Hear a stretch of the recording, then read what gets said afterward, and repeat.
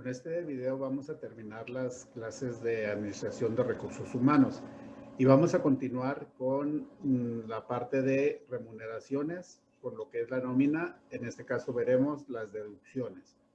Las deducciones son aquellos montos que se les cuentan al sueldo base de un empleado, por lo tanto la empresa debe tener mucho cuidado al ejecutarlas y verificar que no se vean afectados los derechos laborales del trabajador.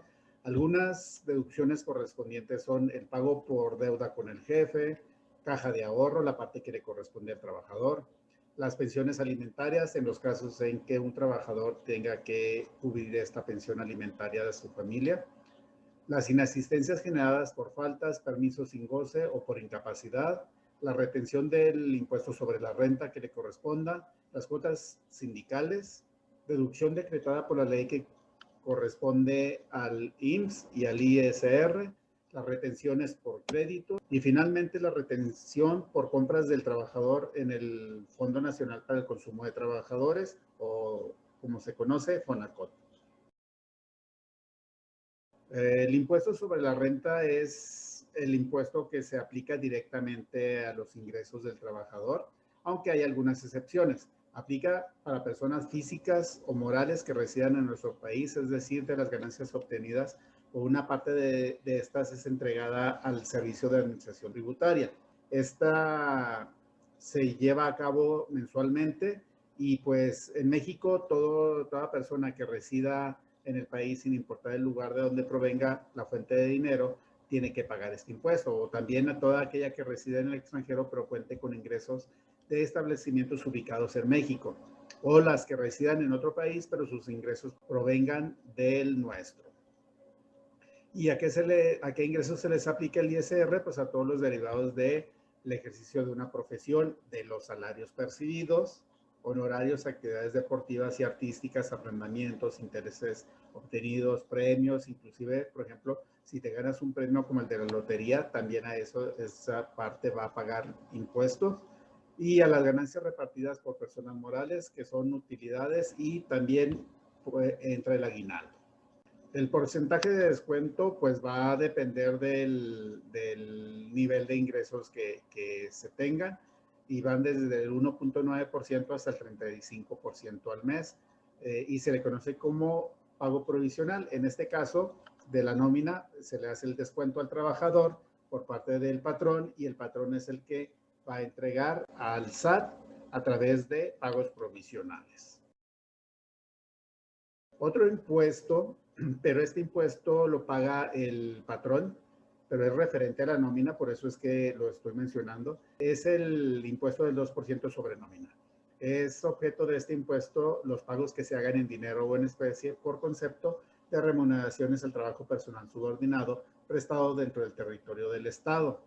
Entonces es un impuesto estatal, ¿sí? Y son sujetos del impuesto al que se refiere este capítulo las personas físicas y morales que efectúen pagos a sus trabajadores por este concepto. La base del impuesto sobre nóminas, o sea, el monto de los pagos por remuneraciones a que se refiere el artículo 2, para cuya determinación se va a integrar de la siguiente manera: con los pagos hechos en efectivo por cuota diaria, comisiones, premios, gratificaciones, percepciones, anticipos, rendimientos, alimentación, habitación, primas dominicales, vacacionales y de antigüedad, las horas extras, las prestaciones en especie y cualquier otra cantidad o prestación que se le entregue al trabajador por sus servicios. Se excluyen como integrantes de la base de este impuesto algunos, como son los instrumentos de trabajo como herramientas, ropa y similares que se le entreguen al trabajador, o también el ahorro cuando se integre por un depósito de cantidad semanal, quincenal o mensual igual del trabajador como del patrón.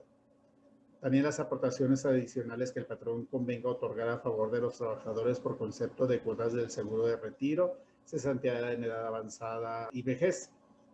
Las aportaciones que hace el patrón al seguro social en favor del trabajador. Tampoco la alimentación y la habitación cuando se entreguen de una forma onerosa a los trabajadores. Se entiende como onerosa cuando representen cada una de ellas como mínimo el 20% del valor diario de la UMA vigente.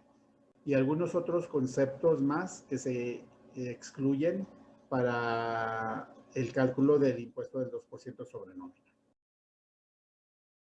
Una de las principales dudas que tienen muchas de las personas que trabajan es cuando reciben su primera quincena o cuando reciben su primer pago mensual o semanal. Esto varía mucho en función de las empresas en las que se esté trabajando. Vamos a ver, por ejemplo, cuál sería el cálculo de un sueldo ya neto a recibir a partir de un sueldo bruto. Primero que nada, quiero aclarar la parte de la diferencia entre sueldo bruto y sueldo neto. El sueldo bruto es el que normalmente se tiene cuando no se ha hecho ningún tipo de retención o cuando no se ha hecho ningún tipo de deducción. Llámese impuesto sobre la renta, llámese el IMSS, llámese seguridad social o llámese alguna otra prestación. Normalmente, ¿qué ocurre? Que cuando nosotros vamos a pedir empleo, nos dicen que vamos a ganar, suponiendo 10,000 pesos brutos. Estos 10,000 pesos brutos no quiere decir que va a ser el importe que tú vas a recibir a final de la nómina o al final de la quincena o al final de mes.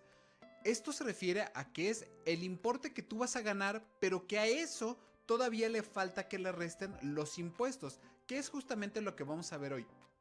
Básicamente, el cálculo de nómina, para nosotros poder hacerlo, vamos a necesitar primeramente el salario diario. Cuánto es lo que nosotros ganamos día a día y sobre todo cuánto es lo que nosotros vamos a tener de salario base de cotización. ¿Por qué? Porque aquí se conjugan estos dos elementos. Primero, que es el salario diario, y después el salario base de cotización. Uno es hacer referencia específicamente a la nómina y como base gravable, y el otro se refiere a aspectos del IMSS. En el caso práctico lo voy a mostrar de manera más clara. Obviamente necesitamos saber los días laborados, ya que si nosotros trabajamos 15 días de una quincena, va a ser diferente el pago a que si por ejemplo trabajamos 10 días, ya que obviamente el pago va a ser menor. Y esta parte es bien importante que se entienda, ya que en cuestión del IMSS nosotros vamos a hacer el cálculo a partir de los días laborados. Y obviamente pues en el ISR y todo lo demás también. Vamos a necesitar saber cuáles son nuestras deducciones. Aquí es importante que tú conozcas que las deducciones se refieren normalmente a la parte de seguro social. Puede ser que tengas un préstamo con la empresa, puede ser que tengas fondo de ahorro dentro de la empresa, puede haber diferentes supuestos que tú tengas que pagarle o que tengan que retenerte en tu empresa. Estos son solamente algunos ejemplos, ahorita lo vamos a ver a más detalle. Ahora bien, ¿cómo tenemos que hacer el cálculo o cuáles son los elementos que juegan para el cálculo? Pues bueno, primeramente necesitamos saber lo que es la nómina. La nómina va a partir de lo que nosotros vamos a recibir como sueldo a partir del sueldo bruto. Después vamos a hacer el cálculo del impuesto sobre la renta, que es lo que todas las personas tienen que pagar por el tipo de ingreso que tengan, ya sea que fueran sueldos o salarios o bueno, trabajadores, ya sea que se dediquen a alguna actividad empresarial, que se dediquen a dar servicios profesionales, etcétera, etcétera. Incluso las empresas tienen que pagar el ISR de sus utilidades. Y finalmente viene la parte del seguro social. Ahora bien, parte de las dependencias en México que van a recibir este tipo de impuestos, es decir, a nosotros nos retienen, pero son las instituciones quienes van a recibir este impuesto. El primero, pues es obviamente el Servicio de Administración Tributaria. Ellos se van a dedicar a recaudar toda la parte del impuesto sobre la renta que le descuentan al trabajador. Básicamente lo que se hace es que el patrón, o sea, la empresa para la que tú trabajas, o en este caso, o puede que llegue a ser una persona física, te va a quitar una parte de ese impuesto que tú estás obligado a pagar y se lo va a dar al Servicio de Administración Tributaria. Básicamente estamos hablando que el patrón es un tercero solidario. Finalmente, el Seguro Social, aquí se funge lo mismo, nada más que en lugar de que el patrón le dé el impuesto sobre la renta al Servicio de Administración Tributaria, le va a dar la parte de seguridad social al Instituto Mexicano del Seguro Social. En caso de que fuera del Estado, bueno, pues sería el ISSSTE. En este caso vamos a hacerlo con el Seguro Social, ya que la mayoría de los trabajadores es donde están afiliados. Ahora sí, vámonos al caso práctico para que lo puedas entender con más calma. Ahora sí, estamos viendo lo que es un formato de recibo de nómina. Esto obviamente pues es un formato muy sencillo que obviamente va a variar dependiendo dónde estés y dependiendo el diseño o imagen que la misma empresa quiera darle. ¿Qué vamos a mostrar aquí? Vamos a tener un caso de un trabajador X, digo, eso ahorita no nos importa realmente, simplemente es un trabajador X que va a trabajar durante 15 días con un salario diario de 300 pesos. Fíjate cómo aquí ya estamos utilizando el primer concepto, que es el salario diario y no salario diario integrado. Ahorita vamos a ver más a detalle esta parte. Lo primero que tenemos que hacer es saber cuáles van a ser las percepciones, que en este caso del trabajador van a ser únicamente sueldos y salarios. Para saber esto, lo único que tenemos que hacer es multiplicar nuestros 300 pesos de nuestro salario diario por los días laborados, en el entendido de que es una quincena. De tal modo de que vamos a tener 4,500 pesos como sueldo y salario de una quincena o bien de 15 días.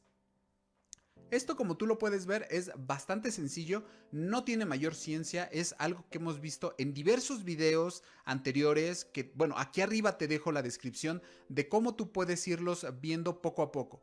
Y ahora sí, viene la parte que se vuelve un poco compleja, que puede llegar a ser un poco rasposa, pero que vas a ver que no es tan difícil cuando ya lo llevamos a la práctica. Vamos a ver la parte de las deducciones. En la parte de las deducciones, si tú te das cuenta, nosotros únicamente nos vamos a enfocar a dos, que son las principales. Primera, que es el impuesto sobre la renta causado, y después lo que son las cuotas IMSS. Tenemos un concepto adicional que se llama subsidio al empleo, que ahorita vamos a ver cómo funciona esto. Y finalmente algún otro descuento que apliquen, como que puede ser, como a lo mejor algún préstamo que tú tengas con la empresa. Y siempre haciendo hincapié que si tú debes más de lo que tú ganas, la empresa no te puede quitar la totalidad de tu sueldo.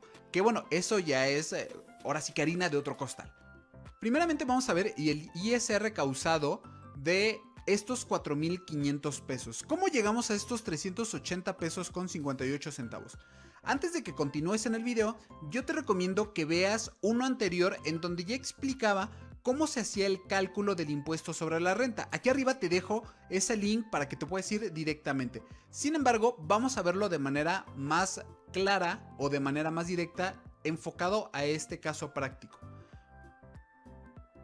Pues bueno, en esta tabla de ISR, lo que vamos a tener son ingresos grabados por el número de días que está trabajando y obviamente por el importe que nos está arrojando, multiplicar esos 300 pesos por los 15 días, que nos va a dar 4,500. Estos 4,500 vamos a aplicarle la tasa de ISR quincenal. Esta tasa la puedes ver en este lado, donde si te fijas es una tasa que nosotros vamos a estar utilizando únicamente por 15 días.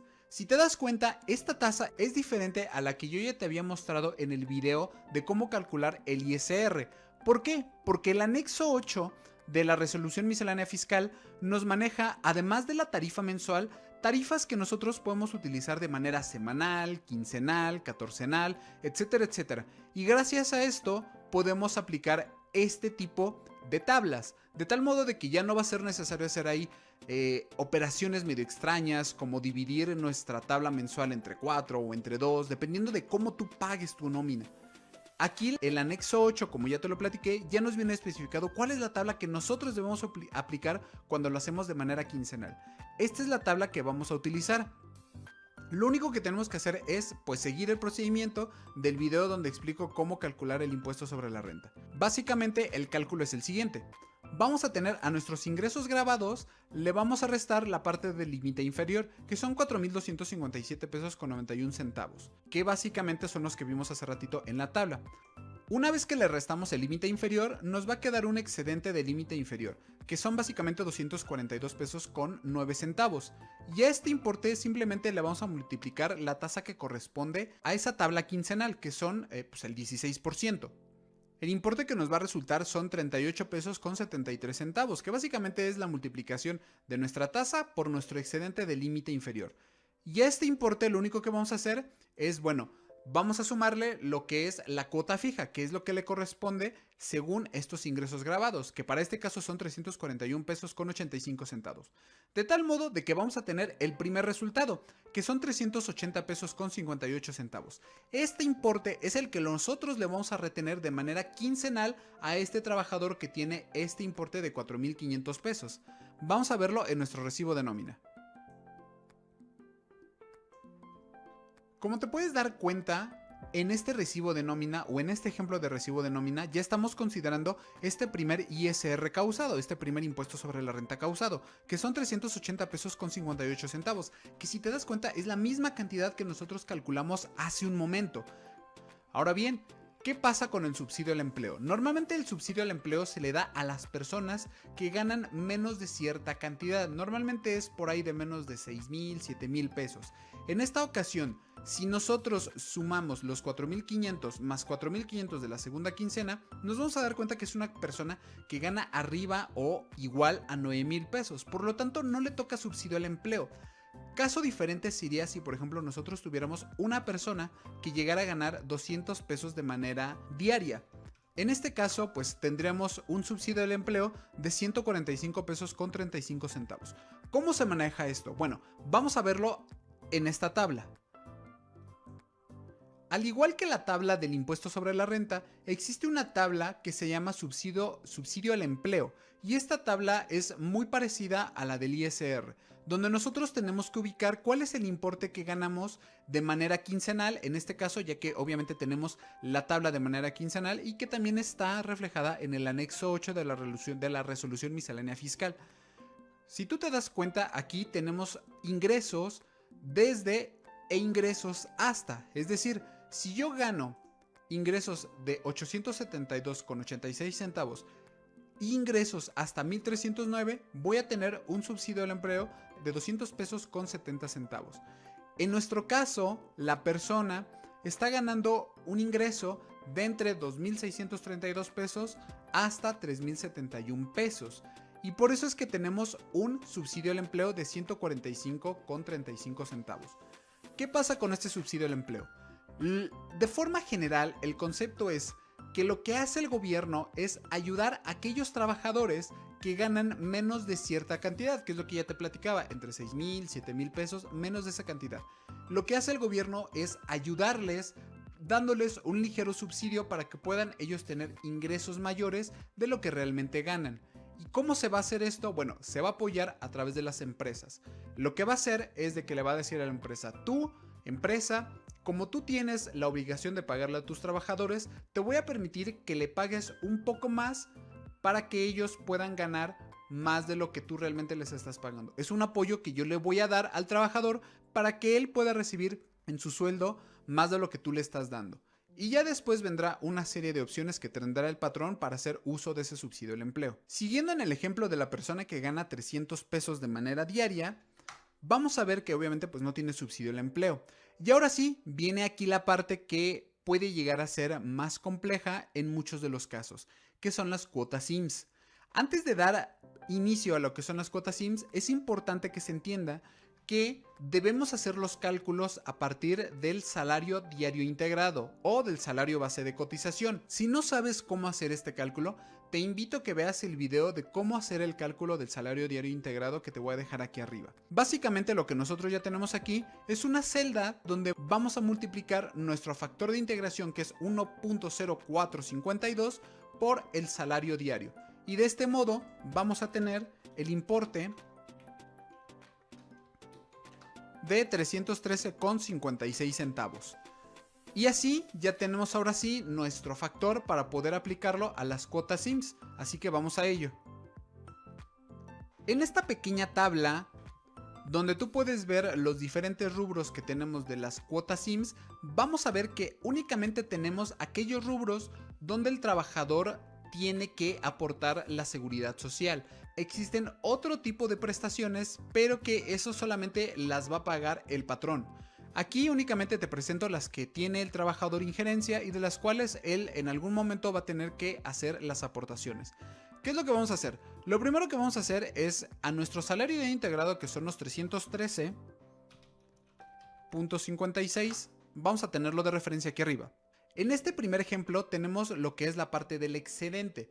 ¿Qué quiere decir esta parte del excedente? Normalmente cuando tenemos un salario mínimo, o en este caso una unidad de medida y actualización que es 80.60, lo que nos dice la ley es de que debemos nosotros primero verificar que no exceda de 3 veces esa UMA. Por lo tanto tenemos que multiplicar estos 80.60 por 3 para ver si no excede según el salario diario. Como son 241 pesos con 80 centavos y nuestro salario diario integrado es de 313 con 56 centavos, lo que debemos hacer es sacar una diferencia. Esa diferencia son 71 pesos con 76 centavos.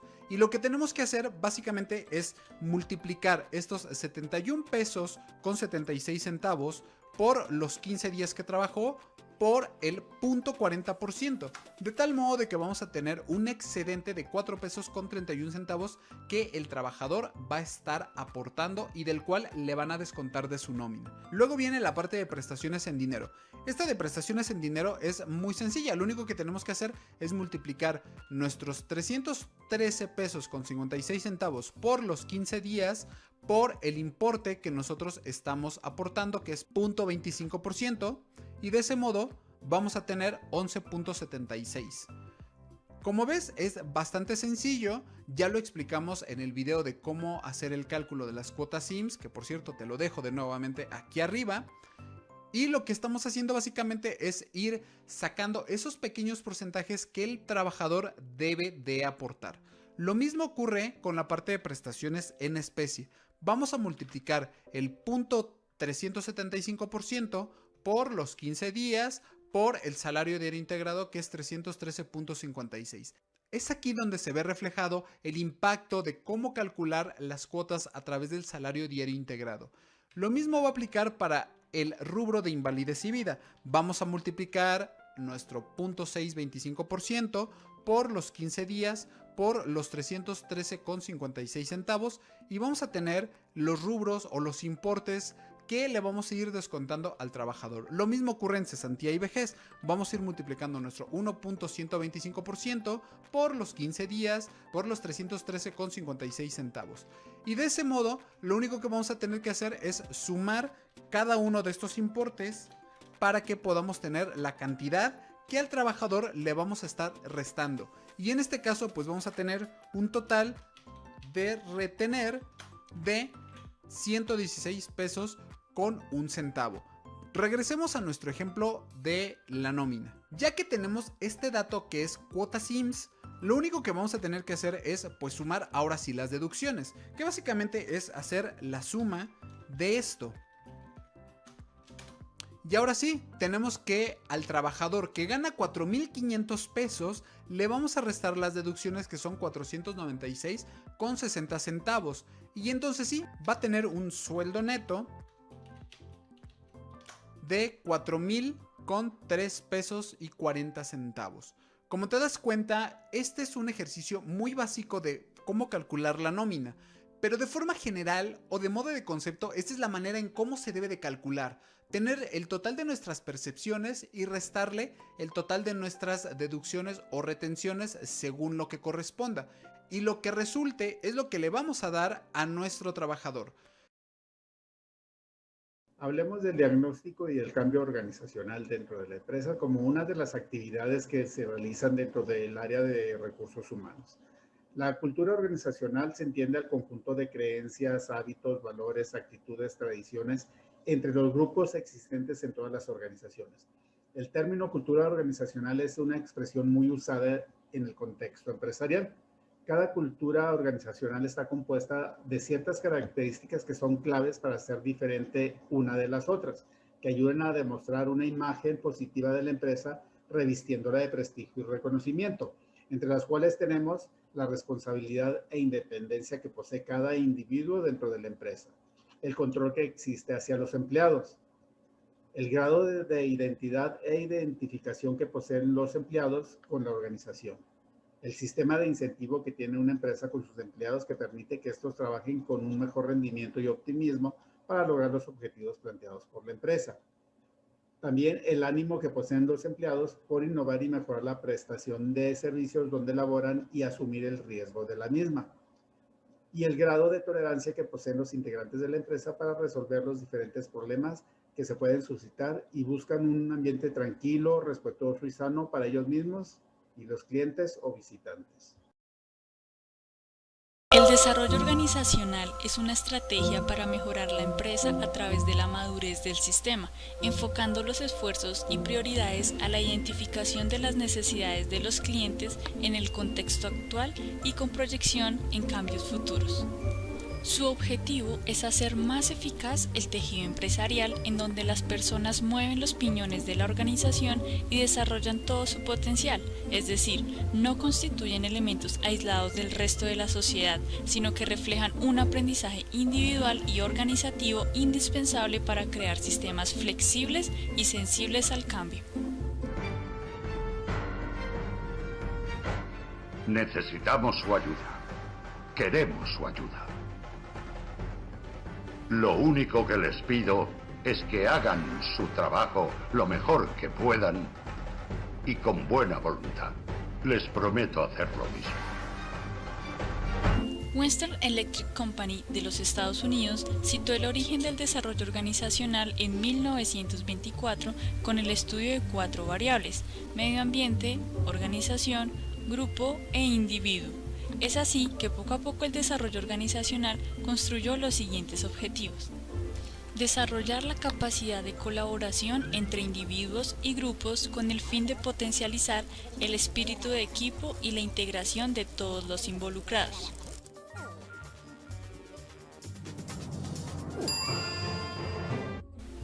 Integrar y buscar el equilibrio entre las necesidades y objetivos de la empresa y del personal que conforma la misma. Perfeccionar los sistemas de información y comunicación. Desarrollar el sentido de pertenencia en las personas. El ser humano es como un globo, donde el aire es la motivación. Así, se deben observar las condiciones de su entorno para que la persona disfrute de su trabajo y se sienta comprometida. Si existe un entorno donde la persona se siente autónoma, tendrá retos a la altura de sus talentos. El ambiente laboral permite desarrollar potencialidades de los individuos en las áreas técnicas, administrativas e interpersonales. Establecer un clima de confianza y crear un clima de receptividad con el fin de conocer las realidades organizacionales para de esta manera diagnosticar y solucionar problemas. Una de las principales críticas del desarrollo organizacional es el énfasis en el comportamiento de las personas, corriendo el riesgo de perder el enfoque en el desarrollo de otras habilidades que resultan esenciales para el desempeño laboral.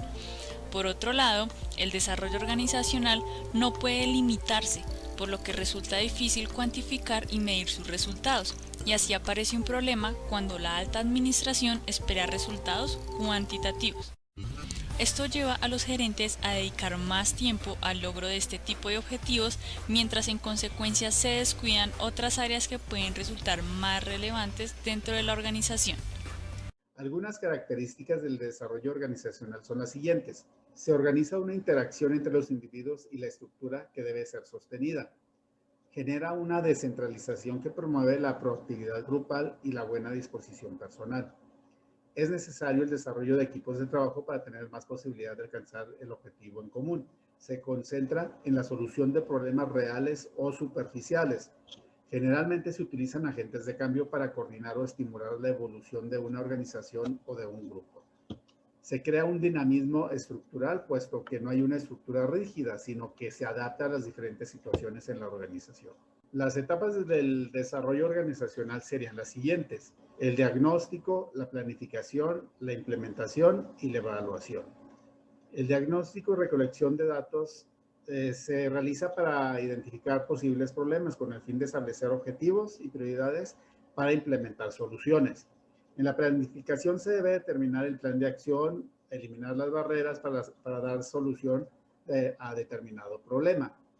La implementación es la fase en la cual se selecciona y accionan las intervenciones más apropiadas con el objetivo de eliminar la problemática organizacional o alcanzar un objetivo en particular. Y en la etapa final se realiza una evaluación de inventarios, planes y objetivos de la empresa con la finalidad de modificarlos para desarrollarse sin intervenciones externas. Existen algunos controles y procedimientos para el manejo de los recursos humanos. Vamos a platicar acerca de algunos de ellos. Los programas de Gantt o gráficos de Gantt fueron concebidos por el ingeniero norteamericano Henry L. Gantt, uno de los precursores de la ingeniería industrial contemporánea de Fred Taylor. Gantt procuró resolver el problema de la programación de actividades, es decir, la distribución conforme a un calendario, de manera tal que se pudiese visualizar el periodo de duración de cada actividad, como por ejemplo sus fechas de iniciación y terminación, e igualmente el tiempo requerido para la ejecución de un trabajo. Este instrumento que él desarrolló permite también que se siga el curso de cada actividad al proporcionar la información del porcentaje ejecutado en cada una de ellas, así como el grado de adelanto o de atraso respecto al plazo previsto. Ahora, analicemos qué es la gráfica de Gantt. Miremos esta definición. Es una técnica de control y planeación de proyectos que muestra anticipadamente las fechas de realización y terminación de las diferentes actividades. Es importante que entendamos que básicamente este diagrama lo que nos ayuda a entender es las actividades versus un tiempo. Analicemos las siguientes características de la gráfica de Gantt. Veamos. Primero, es una herramienta de planificación y control. Tiene la ventaja que tiene estas dos facetas que se atañe a lo que es el proceso administrativo, tanto al momento de planear antes de como al momento de controlar, es decir, en el momento de la ejecución después de la planeación. Muestra gráficamente la relación actividad y tiempo. Recordemos que este es el principal propósito de este diagrama, que es hacer el cruce entre estas dos cosas, lo que es la actividad y el tiempo. Proporciona una información del porcentaje de logro de cómo van las actividades de acuerdo a lo planeado y evita periodos de inactividad innecesarios dentro del proyecto. Ahora, miremos cómo está constituido, cómo se forma. Tenemos lo que es el eje de las X, que es la línea horizontal, y tenemos el eje de las Y. ¿Cómo se relaciona esto dentro del diagrama de Gantt? Analicemos lo siguiente. En el caso del eje horizontal, que es el de las X, tenemos lo que es el calendario o la escala de tiempo definido en términos de la unidad más adecuada al trabajo que se va a ejecutar, es decir, en términos de hora, de día, de semana y de mes. En cambio, en el eje de las Y, que es el eje vertical, están las actividades que constituyen el trabajo que se va a ejecutar. Es necesario que a cada actividad se hace corresponder una línea horizontal cuya longitud es proporcional a su duración en la medición que se efectúa con relación a la escala definida dentro del eje horizontal. Es decir, es necesario que el eje Y se cruce con el X para poder hacer la relación entre tiempo y la actividad, que es la razón de ser de la gráfica de Gantt. Ahora, con base en esto que hemos visto, miremos un ejemplo de la gráfica de Gantt y cómo está constituida. Aquí vemos claramente en el eje de las X lo que son los meses: enero, febrero, abril, marzo, mayo hasta diciembre, y tenemos lo que son las actividades en el eje de las Y. Tenemos cómo se relaciona el uno con el otro. En el bloque de la Y, o sea, en el eje de la Y, tenemos la actividad. Cada actividad se compone de diversas tareas. Por ejemplo, si observamos, la actividad 1 está compuesta por varias tareas. Tenemos lo que es la tarea 1, la tarea 2, la tarea 3. En el caso de la actividad 2, tenemos que está compuesta por la tarea 1, la tarea 2 y la tarea 3. Acá tenemos en el eje de la Y, una vez más, lo que son el periodo de tiempo, que lo hemos tomado como meses: enero, febrero, marzo, abril, mayo, junio, julio, agosto, septiembre, octubre, noviembre y diciembre.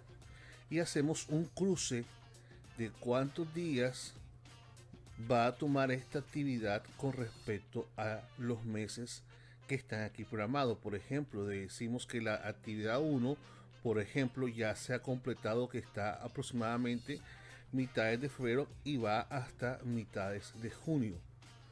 Si ven las convenciones de los cruces de los ejes de la Y con la X, lo hacemos en forma de barra y con colores. Aquí está el caso del color verde para completo, el caso del naranja, como está acá, lo relacionamos con incompleto, y el rojo con no iniciado, como están estos ejemplos aquí adelante. Este es el ejemplo del diagrama de Gantt, el cruce del periodo con las actividades del proyecto que se necesita para su realización. ¿Qué es un diagrama de flujo y cómo hacer uno? El diagrama de flujo o flujograma es una manera de representar gráficamente un proceso o algoritmo a través de una serie de pasos estructurados y vinculados que permiten su revisión como un todo. La representación gráfica de estos procesos utiliza en los diagramas de flujo una serie determinada de figuras geométricas que representan cada paso puntual del proceso que está siendo evaluado. Estas formas, dependiendo su función, deben ser definidas de antemano y se conectan entre sí a través de flechas y líneas que marcan la dirección del flujo y establecen el camino del proceso como si se tratara de un mapa. En esta situación, los diagramas de flujo son aquellos gráficos representativos que se utilizan para esquematizar conceptos vinculados a la tecnología, la programación, la economía, la psicología, la educación y casi cualquier temática de análisis. También son muy útiles los cuadros sinópticos. En el siguiente enlace puedes ver qué es y cómo hacer un cuadro sinóptico. Debemos saber que hay 4 tipos de diagrama de flujo, teniendo en cuenta el modo de su representación. Primero, horizontal, va de izquierda a derecha según el orden de la lectura. Segundo, vertical, va de arriba hacia abajo como una lista ordenada. Tercero, panorámico, permiten ver el proceso entero en una sola hoja usando el modelo vertical y el horizontal. Y cuarto, arquitectónico, representa un itinerario de trabajo o un área de trabajo. Para que el diagrama de flujo tenga sentido como tal, debe existir un camino hacia una solución que parte de un único inicio y termina en un punto final. Vamos a mirar los símbolos más utilizados en un diagrama de flujo. Mediante un cuadro vamos a establecer el nombre, el símbolo y su función. Inicio final. Representa el inicio o fin de un proceso o programa. Proceso. Representa la actividad llevada a cabo en el proceso. Entrada-salida. Representa la información que ingresa o sale del sistema en forma de datos. Decisión. Indica un punto de toma de decisiones con base en los valores verdadero y falso. Línea de flujo. Indica el orden y sentido del flujo del proceso. Documento. Indica los documentos utilizados en el proceso. Base de datos. Representa la grabación de datos. Conector interno, conector externo. El interno indica el enlace de dos partes de un diagrama dentro de la misma página. Y el externo hace lo mismo pero con un enlace en diferentes páginas. Retraso. Representa un retraso o cuello de botella para iniciar el siguiente proceso o tarea. Ahora vamos a desarrollar paso a paso 2 ejemplos prácticos. El primero está relacionado con la intención de tomar café. Colocamos el símbolo de inicio, quiero café. Luego viene el símbolo de decisión con una pregunta, ¿hay café hecho? Si la respuesta es no, asignamos el símbolo de proceso, hacer café. Si la respuesta es sí, asignamos también un símbolo de proceso, calentar café. Esto converge en otro símbolo de proceso que es servir en taza y agregar azúcar. Luego viene un símbolo de decisión con una pregunta, ¿está dulce? Si la respuesta es no, procedemos con un símbolo de proceso, agregar azúcar, y regresamos al símbolo de decisión. Si la respuesta es sí, terminamos con el símbolo final, que es tomar café. El segundo es un ejemplo de diagrama de flujo simple que muestra el proceso de cálculo de pérdidas y ganancias de un negocio. Comenzamos con el símbolo de inicio. Luego viene un símbolo de entrada-salida para asignar todos los ingresos. Después viene otro símbolo de entrada-salida para asignar todos los costos. Ahora seguimos con un símbolo de decisión con la siguiente pregunta. ¿Son los ingresos mayores o iguales que los costos? Si la respuesta es no, calculamos la pérdida, que es costo menos ingreso. Si la respuesta es sí, calculamos la ganancia, que es ingreso menos costo. Y así obtenemos las pérdidas o los beneficios que nos llevan al símbolo final. En definitiva, un diagrama de flujo es simplemente una representación gráfica dada por pasos, y estos pasos se muestran en orden secuencial, utilizando diferentes símbolos que contienen información sobre todo el proceso. El método de la ruta crítica o del camino crítico es un algoritmo utilizado para el cálculo de tiempos y plazos en la planificación de proyectos. En administración y gestión de proyectos, una ruta crítica es la secuencia de los elementos terminales de la red de proyectos con la mayor duración entre ellos, determinando el tiempo más corto en el que es posible completar el proyecto. La duración de la ruta crítica determina la duración del proyecto entero. Cualquier retraso en un elemento de la ruta crítica afecta a la fecha de término planeada del proyecto y se dice que no hay una holgura en la ruta crítica. Ok, ahora vamos a trazar la ruta crítica del diagrama PERT que estamos viendo en pantalla. Lo primero que vamos a hacer es poner una cuadrícula como esta sobre cada una de las actividades o a un costado de ellas. Ok, una cuadrícula para cada actividad. ¿Qué significa esta cuadrícula? Bueno, en la parte superior de la cuadrícula vamos a poner la fecha de inicio más próxima y la fecha de terminación más próxima de nuestra actividad. Y en la parte inferior vamos a colocar la fecha de inicio más lejana y la fecha de terminación más lejana. Ok, vamos a rellenar las cuadrículas. Siempre en la primera actividad o todas las actividades que salgan del nódulo 1, siempre se les va a poner como fecha de inicio más próxima 0. Entonces vamos a colocar un 0 aquí. Ahora, para poner la fecha de terminación más próxima, lo que vamos a hacer es sumar 0 más 2. 0 más 2 pues es 2. Entonces colocamos el 2. De acuerdo. Ahora vamos a la actividad B. Ahorita solo vamos a llenar la parte superior de todas las actividades y después llenamos la parte inferior del recuadro. Entonces, para la actividad B, nosotros tenemos que poner como fecha de inicio más próxima aquella que sea la fecha de terminación más próxima de la actividad precedente. En este caso, la actividad precedente de B es A. Entonces, tenemos que colocar aquí un 2. Y luego tenemos que sumar 2 más el 2, que es la duración de B, me da 4. Vamos a llenar C. Ok. C, su fecha de inicio más próxima es también 2, porque su precedente es A. Entonces colocamos este 2 aquí.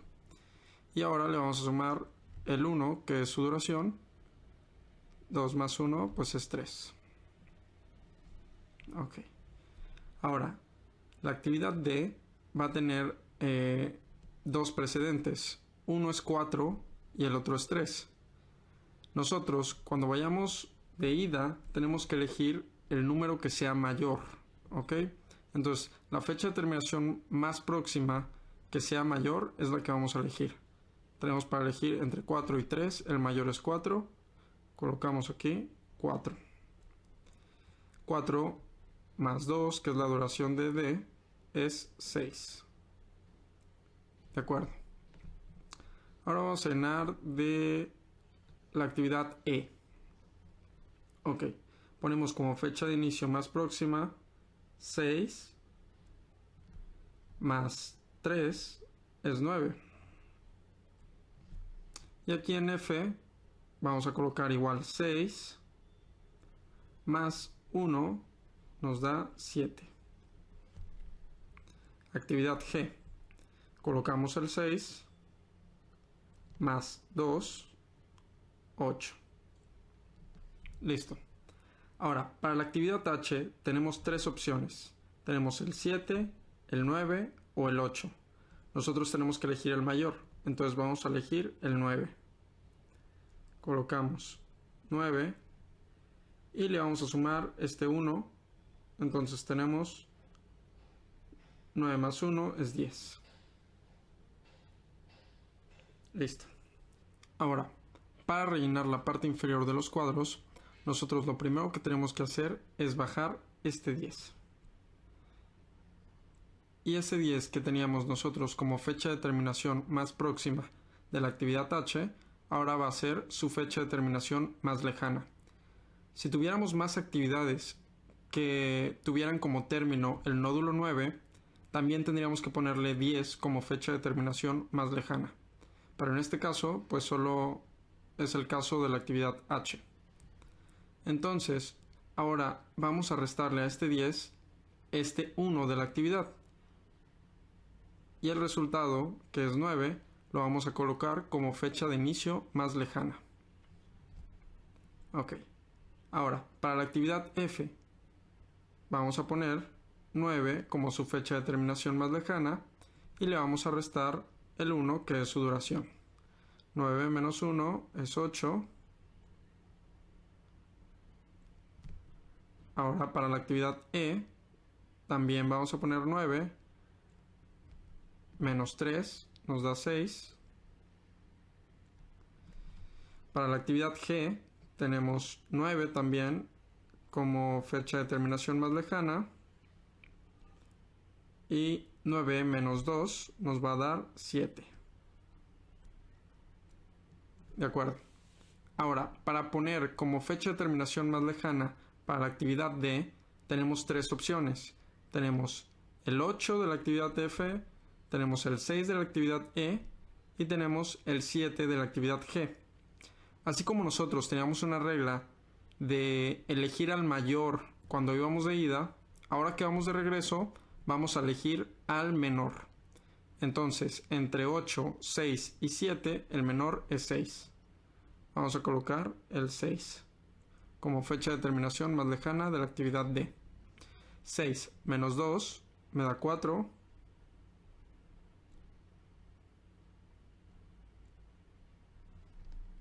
Ahora voy a colocar como fecha de terminación más lejana de la actividad B igual S4. 4 menos 2 es 2. Voy a hacer la actividad C. Ok. Entonces coloco el 4. 4 menos 1 me da 3. Y acá tengo que elegir el menor. Tengo para elegir entre el 2 y el 3. Elijo el menor, que es 2. 2 menos 2 es 0.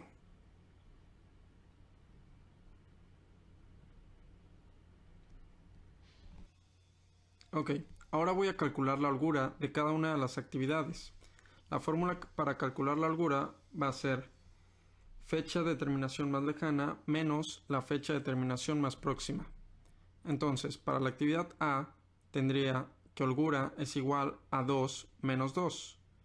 Por lo tanto, su holgura es 0. Lo voy a colocar de otro color para que no nos confundamos. Para la actividad B, tenemos la holgura sería 4 menos 4. Entonces, también lo colocamos. Su holgura es 0. Para C, 4 menos 3. Su holgura es 1. Para D, 6 menos 6 me da 0. 9 menos 7 me da 2.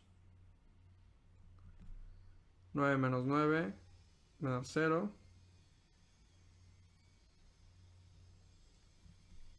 9 menos 8 me da 1.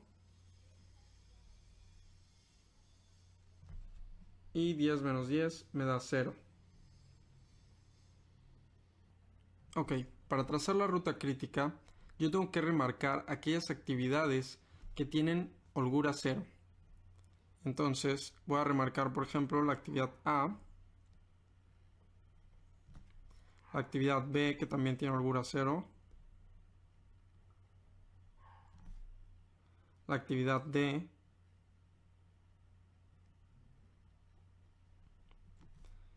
también la E y la H. Ok, yo sé que ustedes lo van a hacer mucho mejor que yo, pero esta es la idea. La idea es marcar todas las actividades que tienen holgura 0. ¿Y qué significa que tengan holgura 0? Bueno, lo que significa es que nosotros no podemos perder ni un solo día en comenzar estas actividades, porque si no las comenzamos, vamos a retrasar todo el proyecto. En cambio, por ejemplo, la actividad C, que tiene una holgura de 1, nosotros podríamos terminar la actividad A y a lo mejor no comenzar C de inmediato, sino podemos tardar un día, comenzarla y no hay ningún problema, no retrasamos el proyecto. Lo mismo ocurre con G y con F inclusive nos podemos, digamos, retrasar 2 días y no pasa nada, porque no retrasamos en nada al proyecto. Y bueno, con esto hemos concluido el trazado de nuestra ruta crítica. Hablemos de las herramientas de control y procedimientos para el manejo de recursos humanos. Vamos a empezar con los manuales. Los manuales administrativos son documentos escritos que concentran en forma sistemática una serie de elementos administrativos con el fin de informar y orientar la conducta de los integrantes de la empresa, unificando los criterios de desempeño y cursos de acción que deberán seguirse para cumplir con los objetivos trazados. Incluyen las normas legales, reglamentarias y administrativas que se han ido estableciendo en el transcurso del tiempo y su relación con las funciones y procedimientos y la forma en la que la empresa se encuentra organizada. Los manuales administrativos representan una guía práctica que se utiliza como herramienta de soporte para la organización y comunicación que contiene información ordenada y sistemática, en el cual se establecen claramente los objetivos, las normas, políticas y procedimientos de la empresa, lo que hace que sean de mucha utilidad para lograr una eficiente administración. Son documentos eminentemente dinámicos que deben estar sujetos a revisiones periódicas para adaptarse y ajustarse a las necesidades cambiantes de toda empresa moderna. No deben de ser inflexibles e inhibir la capacidad creativa de los integrantes de la organización, sino que deben reformarse constantemente conforme surjan nuevas ideas que ayuden a mejorar la eficiencia de la empresa. Un manual sin revisión y análisis cuyo contenido permanezca estático se convierte en obsoleto y lejos de ser una herramienta útil, puede constituir una barrera que dificulte el desarrollo de la organización. Los manuales tienden a unificar los criterios y conocimiento dentro de las diferentes áreas de la organización en concordancia con la misión, visión y objetivos de la dirección de la misma. Tenemos el manual de organización. Es un manual que explica en forma general y condensada todos aquellos aspectos de observancia general dentro de la empresa dirigidos a todos sus integrantes para ayudarlos a conocer, familiarizarse e identificarse con ella. En términos generales, expone con detalle la estructura de la empresa, señala las áreas que la integran y la relación que existe entre cada una de ellas para el logro de los objetivos organizacionales. Su contenido es muy variado y su impacto será el resultado de la creatividad y visión que los responsables de su elaboración redacten dentro de él. Dentro de este contenido se sugiere que contenga historia y descripción de la empresa, misión, visión y objetivos de la empresa, la legislación o base legal, la estructura de la organización, esto es, el organigrama general, y la estructura de cada una de las áreas componentes, esto es, un organigrama por área, y finalmente, las normas y políticas generales. Existe también el manual de normas y procedimientos. Este manual describe las tareas rutinarias de trabajo a través de la descripción de los procedimientos que se utilizan dentro de la organización y la secuencia lógica de cada una de sus actividades para unificar y controlar las rutinas de trabajo y evitar su alteración arbitraria. Ayudan a facilitar la supervisión del trabajo mediante la normalización de las actividades, evitando la duplicidad de funciones y los pasos innecesarios dentro de los procesos. Facilitan la labor de la auditoría administrativa, la evaluación del control interno y su vigilancia. Contiene un texto que señala las normas que se deben cumplir para la ejecución de las actividades que integran los procesos. Se complementa con diagramas de flujo, así como las formas y formularios que se emplean en cada uno de los procedimientos que se describe. El manual de normas y procedimientos es aconsejable elaborarlo para cada una de las áreas que integran la estructura organizacional de la empresa, ya que elaborar uno solo en forma general representaría ser un documento muy complejo, por pequeña que sea la organización. Está integrado por la descripción de cada procedimiento de trabajo y las normas que giran alrededor de él. Por lo tanto, la integración de varios de ellos representa el manual de normas y procedimientos. La descripción de procedimientos abarca la siguiente información: la identificación del procedimiento, el nombre, área de desempeño, codificación, la descripción genérica u objetivo, las normas generales, el responsable de cada una de las actividades que lo integran, número de paso o subpaso y la descripción de cada una de las actividades que lo integran. Este manual contiene las responsabilidades y obligaciones específicas de los diferentes puestos que integran la estructura organizacional a través de la descripción de las funciones rutinarias de trabajo para cada uno de ellos. Generalmente se utiliza en empresas estructuradas de una manera funcional, es decir, que están divididas en sectores en donde se agrupan las especialidades que tienen entrenamiento e intereses similares, definiendo las características de cada puesto de trabajo, delimitando las áreas de autoridad y responsabilidad, esquematizando las relaciones entre cada función de la organización. Describe el nivel jerárquico de cada puesto dentro de la organización, así como su relación de dependencia, lo cual quiere decir el lugar que ocupa el puesto dentro de la estructura organizacional, a qué posiciones está subordinado directa e indirectamente y cuál es su relación con otros puestos de trabajo.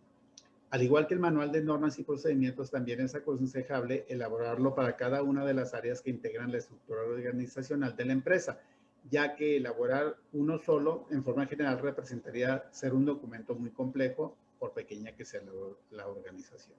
La descripción de puestos de trabajo abarca la siguiente información: identificación del puesto de trabajo, el nombre, el área de desempeño, codificación, descripción genérica u objetivo, listado de funciones y atribuciones inherentes al puesto, si son diarias o frecuentes, si son semanales, quincenales, mensuales, trimestrales, semestrales, anuales, ocasionales o eventuales. Además, incluye los requisitos del ocupante del puesto, o sea, el perfil, el nivel académico, las habilidades y destrezas requeridas y los conocimientos técnicos y o específicos. Otra actividad que realiza el área de recursos humanos es el referente a la auditoría administrativa. Según Norveg, la auditoría es una técnica de control que proporciona a la gerencia un método de evaluación de la efectividad de los procedimientos operativos y controles internos, lo cual quiere decir que a medida que vayamos desarrollando procedimientos dentro de la empresa, la auditoría medirá el grado de progreso que surja de ella, ya sean positivos o negativos, con la finalidad de hacer un análisis que nos lleve a encontrar mejoras para la empresa. Según Fernández Arena, la auditoría es la revisión objetiva, metódica y completa de la satisfacción de los objetivos institucionales que comprende los aspectos servicio, social y económico. En base a los niveles jerárquicos de la empresa abarca la coordinación, la integración, tanto de los recursos humanos y físicos y la eficiencia de la organización. Como vemos, intervienen todos los factores que constituyen a la empresa, es decir, es un examen detallado de todas y cada una de las áreas de la misma, lo cual comprende un diagnóstico en qué se está fallando, y qué hacer a futuro para corregir errores encontrados en la gestión, manejo y operación de la empresa. Como concepto universal de auditoría administrativa, tenemos que es la revisión sistemática, con fines de evaluación de una dependencia o entidad o parte de ella, que se lleva a cabo con la finalidad de determinar si la organización está operando eficientemente para cumplir con los objetivos que tiene encomendados. En necesidades de la auditoría administrativa tenemos, legal y social: legal porque se utiliza para cubrir requerimientos contables, fiscales y gubernamentales. Y social porque se utiliza para demostrar que la organización es una empresa sustentable que no daña ningún tipo de interés social, ni el entorno en el que la sociedad está desarrollándose. Bueno, en el ámbito de aplicación tenemos que la auditoría administrativa continuamente mantiene vigiladas todas las áreas que componen la estructura de la empresa u organización. Parte de ellas son, la planeación, porque se establece lo que se va a realizar a corto o largo plazo. La producción, porque va a determinar procesos para la mejora de elaboración de productos. Finanzas, porque interviene una mejor utilización de capital y de bienes. Personal, porque se tiene que tener un equipo que trabaje eficientemente y que éste responda bien a la empresa. Relaciones públicas, porque la empresa se tiene que extender y asimismo mejorar relaciones con futuros socios. Y por último, control, porque se deben medir los avances de la empresa constantemente. Este proceso de auditoría administrativa conlleva las siguientes etapas. Primero es el planteamiento de la investigación, la recopilación de datos, análisis de los datos recopilados, la formulación de informe, la implementación e implantación y la evaluación. Con esta información concluimos las clases de Administración de Recursos Humanos. Muchas gracias por tu atención. Espera nuestro siguiente video.